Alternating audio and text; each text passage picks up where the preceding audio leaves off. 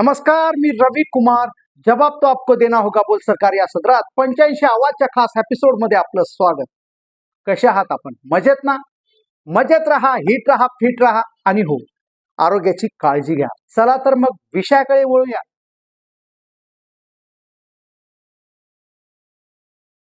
महापालिकेची निवडणूक जवळ येत असताना राज्यातील राजकारण तापू लागले.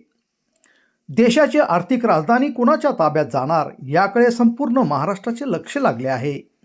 एका बाजूला भाजप आणि एकनाथ शिंदे यांच्या शिवसेनेची महायुती मैदानात आहे, तर दुसऱ्या बाजूला राज ठाकरे उद्धव ठाकरे यांनी हातमिळवणी करत नवे समीकरण तयार केले. मागील महापालिका निवडणुकीत शिवसेना आणि भाजप यांच्यात अटीतटीची लढत होती. त्यावेळी शिवसेनेला 84 तर भाजपला 82 जागा मिळाल्या होत्या. मात्र गेल्या काही वर्षात भाजपची मुंबईतील संघटनात्मक ताकद वाढली आहे.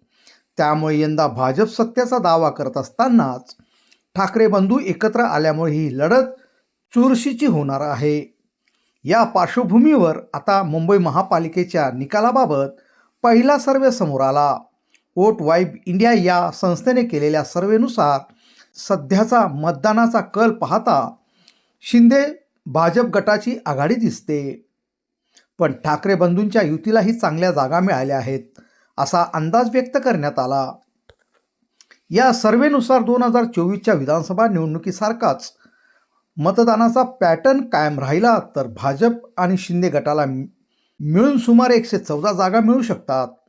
मुंबई महापालिकेत सत्ता स्थापनेसाठी हाच जादुई आकडा. दुसरीकडे शिवसेना, उद्धव ठाकरे गट आणि मनसेची युती सुमारे 79 जागांपर्यंत मजल मारू शकते. काँग्रेसला जवळपास 19 तर अजित पवार गटाच्या राष्ट्रवादीला 5 जागा मिळण्याची शक्यता वर्तवण्यात आली. उर्वरित काही जागा इतर पक्षांकडे जाऊ शकतात. मुंबईच्या सामाजिक रचनेचा विचार केला तर सुमारे 40% मराठी, 20% मुस्लिम आणि उर्वरित 40% गुजराती, उत्तर भारतीय व दक्षिण भारतीय मतदार आहेत.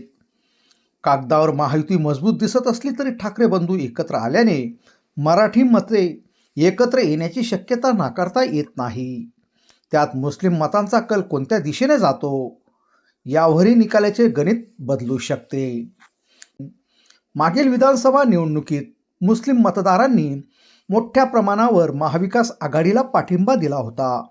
मात्र यावेळी काँग्रेस स्वतंत्रपणे लढण्यास ही मते विभागली जाण्याची शक्यता आहे.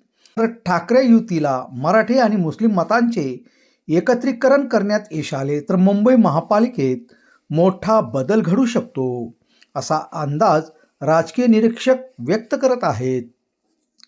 थोडक्यात पहिला सर्वे महायुतीला जास्त जागा दाखवत असला तरी आगामी काळात उमेदवारांची निवड, प्रचारांची दिशा आणि भावनिक मुद्दे यावरच मुंबईचा अंतिम निकाल ठरणार आहे. ब्युरो रिपोर्ट 85 आवाज.